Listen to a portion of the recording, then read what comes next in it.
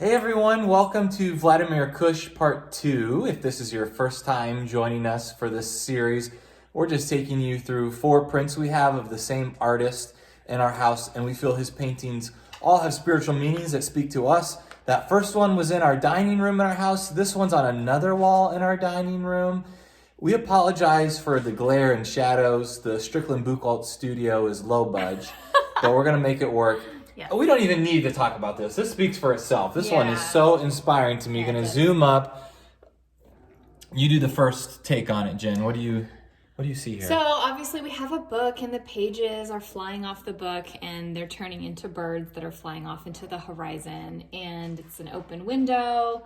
For me, this painting reminds us how literature takes flight both in our own minds and also in the world, the ideas that literature presents. And this could also be scripture. Scripture is literature.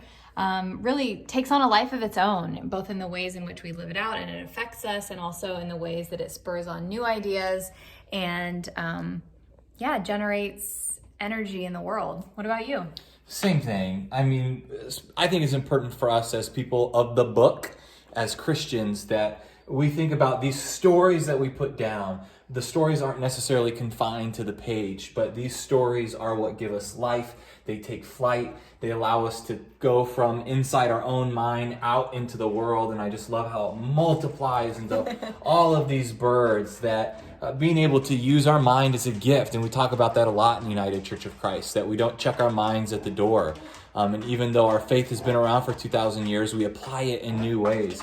So it's so important just to be engaged in ideas and the exchange of ideas, and that we are able to have these conversations with each other, and it allows us to have life. And so that's why I love this painting. Yeah. So that's painting number 2. We'll see you next time.